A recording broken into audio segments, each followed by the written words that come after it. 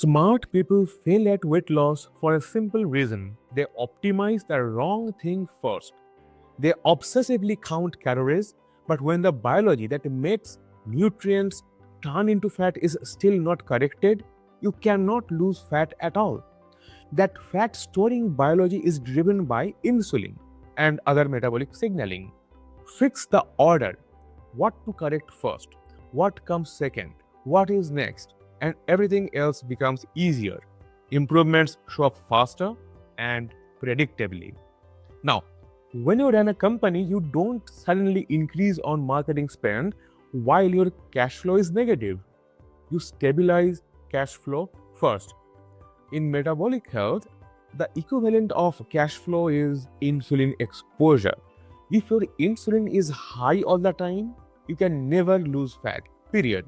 But most programs put exercise and calorie counting first. That's like polishing the logo of a company while the bank account bleeds. Alright, now here is the framework I use with my mentees. I call it the Metabolic Order of Operations. Think of them as 4 levels you must optimize in an order, in a sequence. Now, level 1, frequency. How often you eat.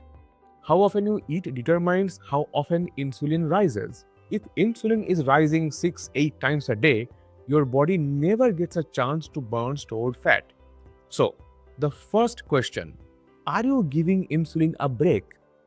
Alright, now level 2, composition. When you do eat, what's on the plate matters. Protein and real fats stabilize blood sugar and blunt insulin peaks. Carbs, especially flours and sugary drinks, do the opposite. Composition changes the amplitude of insulin signal. Now, level 3, sleep and stress. Cortisol and poor sleep amplify insulin's effect and blunt fat loss. If you're sleep deprived or chronically stressed, your body clings to stored energy. That's physiology, not psychology. Now, level 4, exercise. Exercise is not optional, nor is it a silver bullet. It's a multiplier. Once the first 3 levels are ordered, exercise multiplies fat loss, muscle retention, and metabolic health. If you do it first, you often waste time, and if your weight is too high, you can damage your body, especially joints, irreversibly. Now, most programs start at level 4. They hand you a workout plan and a low-calorie menu and expect miracles.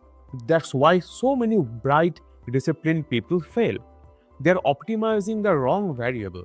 You cannot out-exercise a metabolism that's been told to store fat. So, what does this look like in practice? Start with one change at a time. Reduce eating frequency. Give insulin a 12 to 16 hours window overnight, a break.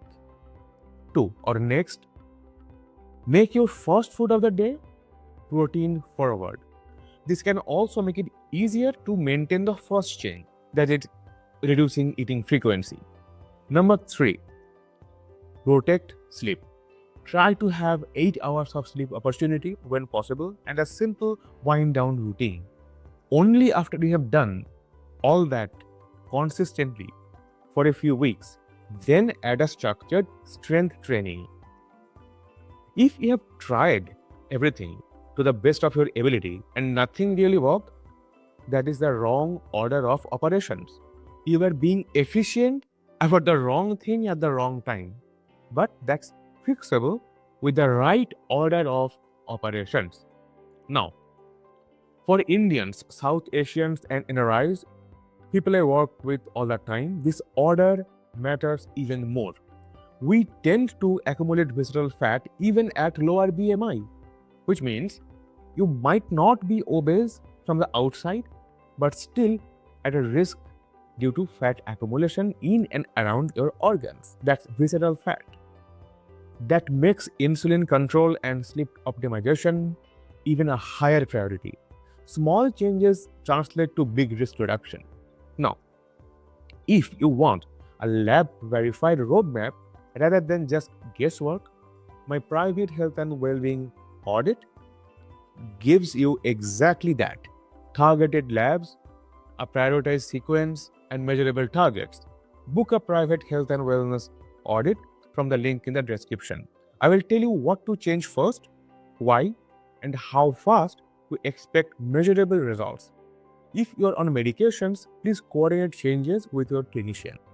Follow for more on the correct order of operations.